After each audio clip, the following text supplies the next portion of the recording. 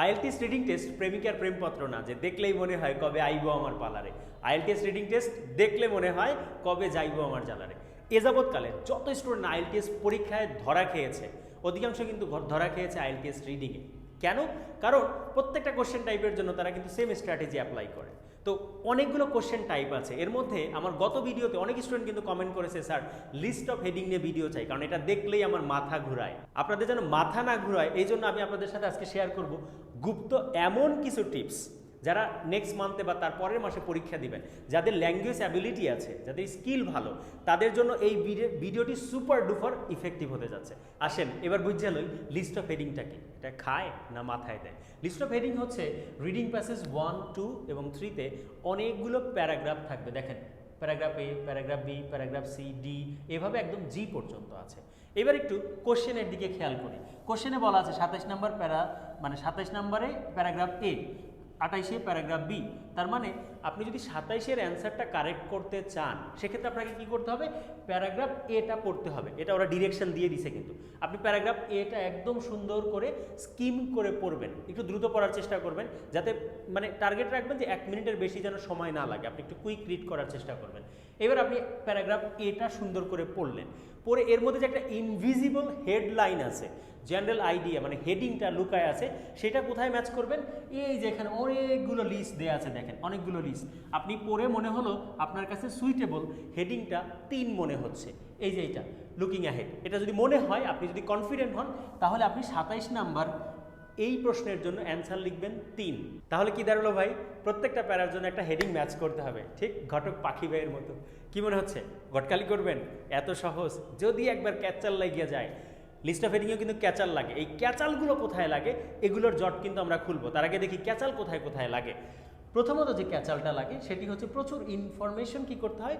Process করতে হয়। একটা প্যারাগ্রাফ যখন আপনি পড়ছেন অনেকগুলো তথ্য থাকে, আপনাকে আবার দেখবেন যে মানে ডিস্ট্রাক্ট করার জন্য একটু আননেসেসারি কথাও কিন্তু ওখানে দেয়া থাকে, যেটার কারণে আপনার মাথা মনে হবে যে হ্যাঁ আমি মনে হয় একদম হাফ মেন্টাল হয়ে গেছি, এরকম হতে পারে।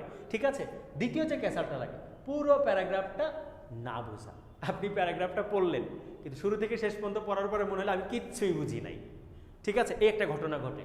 তৃতীয়ত যেটা হয় লিস্ট অফ হেডিংসগুলো না বোঝা। এই যে লিস্টে যে অনেকগুলো হেডিংস দেয়া আছে, এই হেডিংসগুলো ঠিকমতো না বোঝা, এটা একটা সমস্যা।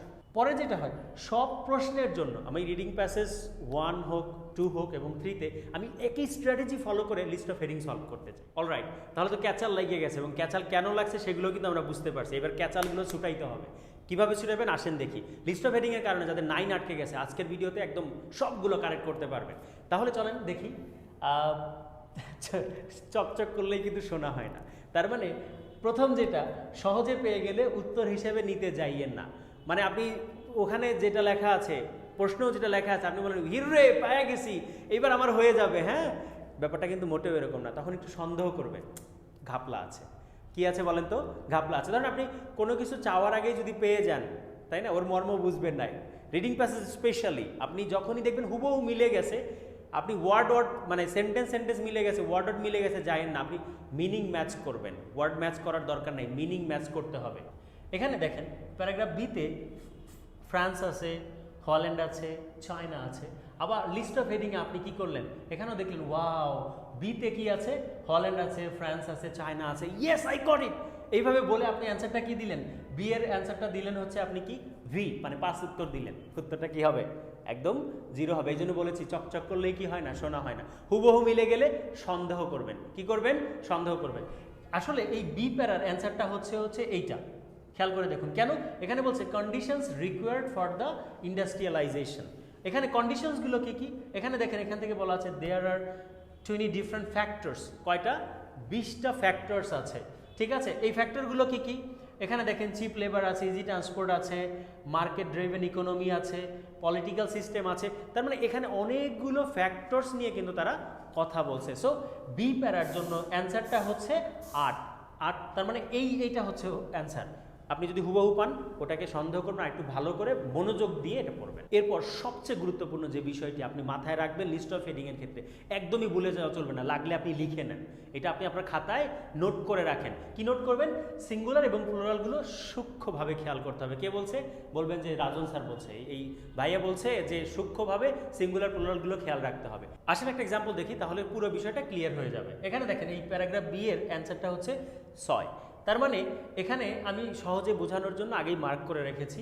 এখানে ওই যে বলছিলাম সিঙ্গুলার প্লুরাল খেয়াল রাখবেন, এটা খুবই গুরুত্বপূর্ণ। লিস্টে হেডিংসে দেওয়া আছে আর নিউ রুট, এখানে দেখেন এটা মিলছে। আবার রুটের সিনোনিম হচ্ছে ট্র্যাক, আবার নিউ এটা এখানে বলা আছে রিসেন্টলি। সেক্ষেত্রে কিন্তু আপনি সুন্দর করে এটা বি প্যারাগ্রাফের অ্যান্সারটা কিন্তু আপনি 6 লিখতে পারেন। Let's see another example. এবার আমরা দেখব প্লুরাল কিভাবে আপনি ম্যাচ করবেন। হ্যাঁ, লিস্ট থেকে হেডিংগুলোতে প্লুরাল যদি আপনি খুঁজে পান, প্যাসেজে কিভাবে ম্যাচ করবেন। এখানে দেখুন মোর ডিসঅ্যাডভান্টেজেস আছে, মানে অনেকগুলো অসুবিধার কথা, অ্যাটলিস্ট 2 বা তার বেশি অসুবিধার কথা তারা আলোচনা করবে সুবিধা থেকে, তাই না? তাহলে আমি অ্যাডভান্টেজেস ডিসঅ্যাডভান্টেজেস ব্যাপারটা মাথায় রাখলাম, সুবিধা থেকে অসুবিধাগুলো বেশি। এবার আমরা প্যারাগ্রাফ দেখছি ই প্যারাতে, এখানে বলছে এভিডেন্স, এখানে বলছে রিসেন্ট স্টাডিজ শোস। ঠিক আছে, এখানে অসুবিধাগুলো কি? ডিমিনিশিং রিটার্নস, আরেকটা অসুবিধা হচ্ছে ইউজফুলনেস, আরেকটা অসুবিধা কি? রিডিউস, মানে কমায় দেয়। এই যে অসুবিধাগুলো আউটওয়ে, ছাড়িয়ে যায় কাকে? বেনিফিটকে। বেনিফিট মানে কি? অ্যাডভান্টেজ। তার মানে সুবিধাগুলোকে ছাড়িয়ে যায় অসুবিধাগুলো, তার মানে অসুবিধাগুলো কি বেশি কার থেকে? সুবিধার থেকে। Let's see another one. এটার ক্ষেত্রে দেখুন প্যারাগ্রাফ বি এর অ্যান্সারটা এখানে আমি আগেই ফিক্স করে নিয়েছি যাতে করে বোঝাতে সুবিধা হয়। 6, এই 6টা কেন, মানে 6 নাম্বারটা কেন অ্যান্সার হলো? কারণ হচ্ছে এখানে দেখেন আর রেঞ্জ অফ সোর্সেস আছে, এটাও প্লুরাল, সোর্সেস আছে, তার মানে 2 বা তার বেশি সোর্সের কথা কিন্তু বলবে। এখন আমরা বি প্যারাতে দেখতে পাচ্ছি ডিফারেন্ট প্লেসেস আছে, তাই না? হুবহু কিন্তু মিলবে না। আপনি যদি বলেন যে বাই ওয়ার্ড মিললে না কেন, এটা মিলবে না, আপনার মিনিং ম্যাচ করবে। প্যারাফ্রেজ বিষয়টা বুঝতে হবে, এটা যদি বুঝতে পারেন রিডিংটা আপনার কাছে ডাল ভাতের মতো মনে হবে, মানে পানি ভাতের মতো মনে হবে, সহজেই পারবেন। এই ডিফারেন্ট প্লেসেসগুলো কি? সাসাস দিয়ে ওরা বলছে সি, রিভার্স, বোরহোলস অ্যান্ড রেইন, এগুলো কি এক একটা সোর্স না? বিভিন্ন সোর্স এগুলো, যে রেঞ্জ অফ সোর্সেস বলছে। আবার দেখেন ক্লিনিং, এখানে বলছে পিউরিফাই। সো বি প্যারাগ্রাফের অ্যান্সারটা হচ্ছে 6। Let's see another one. এবার এটা দেখেন সি প্যারার জন্য অ্যান্সারটা হচ্ছে 5। এখন প্রশ্ন হতে পারে কেন অ্যান্সারটা 5? চলেন একটু ব্যাখ্যা করি। এখানে দেখুন বলছে what makes the device different from the alternatives, তার মানে কোন বিষয়গুলো এই ডিভাইসটাকে আলাদা করেছে অল্টারনেটিভস থেকে। এখন এখানে দেখেন বলা আছে যে হোয়াট মেক্স, আর এখানে বলছে আ জেনারেটেড পাওয়ার সাপ্লাই।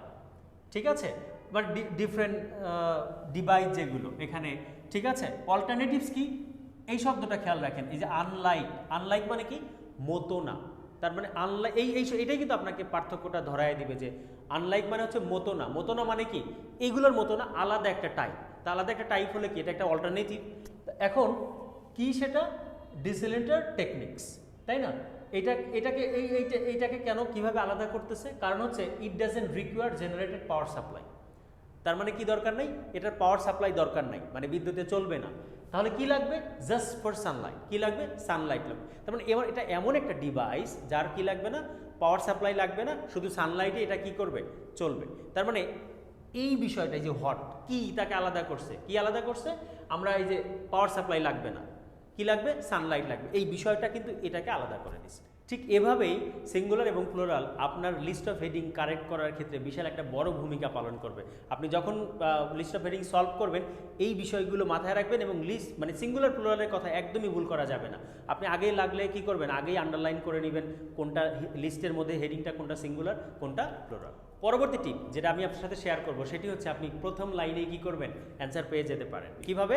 খেয়াল করে দেখুন, এখানে ডি প্যারার জন্য আপনি অ্যান্সারটা দেখেন, প্রথম লাইনেই অ্যান্সারটা আছে। ডি প্যারার অ্যান্সারটা হচ্ছে 10। কিভাবে বুঝলেন? প্রশ্নে দেখেন are recent analysis found that, সাম্প্রতিক গবেষণায় দেখা গেছে at least 2/3 of the world's population, 2/3 বেশি কি জনসংখ্যা lives with severe water scarcity, মানে 2/3 বেশি মানুষ কি করে? পানির স্বল্পতায় ভুগে, পানি পায় না। এখন আমি দেখলাম যে এইটাতে বলা আছে number of people affected by water shortage. Number of people মানে কি? এই যে 2/3 অফ ওয়ার্ল্ডস পপুলেশন, মানে এই মানুষগুলো কি করে? ওয়াটার ক্রাইসিসে ভোগে। আপনি প্রথম সেন্টেন্স পড়ছেন, পড়ার পরে মনে হয়েছে যে ইয়েস পাইছি, if you are confident go for the answer, সাথে সাথে আপনি কি করবেন, ডি প্যারার অ্যান্সারটা লিখবেন এক্স মানে 10। এবার চলেন আরও একটা এক্সাম্পল দেখি। এখানে প্যারাগ্রাফ ই এর জন্য দেখেন, বললাম যে প্রথম লাইনে যদি আপনি অ্যান্সারটা পেয়ে যাবেন। এবং শোনেন, মাথায় রাখবেন একটা বিষয়, লিস্ট অফ হেডিং যখন সলভ করবেন প্রত্যেকটা প্যারার জন্য প্রথম যে টপিক সেন্টেন্সটা মানে সেন্টেন্স এবং শেষের সেন্টেন্সটা খুবই গুরুত্বপূর্ণ। কারণ প্রথমে আপনাকে কি করবে, ওই প্যারার একটা টপিক নিয়ে আলোচনা এবং এরপরে ওটাকে সাপোর্টিং আইডিয়াস দিয়ে দিয়ে প্যারাগ্রাফটাকে বড় করবে। তো এখানে বলা আছে the device is aimed, aim মানে কি গোল, লক্ষ্য, কি করতেছে, at a wide variety of users, তার মানে কি ওয়াইড ভ্যারাইটি অফ ইউজার্সদেরকে কাছে পৌঁছায় দিবে এরকম একটা গোল সেট করছে, তাই না? এখানে বলছে the range of potential customers for the device, তার মানে এই যে পটেনশিয়াল কাস্টমার্স কারা, দেখেন এই যে হাইফেনের পরে আপনি চাইলে ওই এই আগের যে তথ্যটা দিছে এটাকে সাপোর্ট করবে। From home owners in the developing world who do not have a constant supply of water to people living of the grid in rural parts of the USA, তার মানে ইউএসএ রুরাল পার্টে যারা থাকে, যারা constant water supply পায় না, তাদেরকে চিন্তা করে কিন্তু তারা ডিভাইসটাকে সরায় দিচ্ছে কাদের কাছে, পোটেনশিয়াল কাস্টমার্সদের কাছে। কি বুঝছেন? এখানে অল্প কিছু লিস্ট অফ হেডিং এর টেকনিক্স কিন্তু আমি আপনাদের সাথে শেয়ার করেছি, যারা সামনের মাসে বা তার পরের মাসে এক্সাম দিবেন তাদের জন্য খুব ইফেক্টিভ হতে পারে আজকের এই লেসনটা।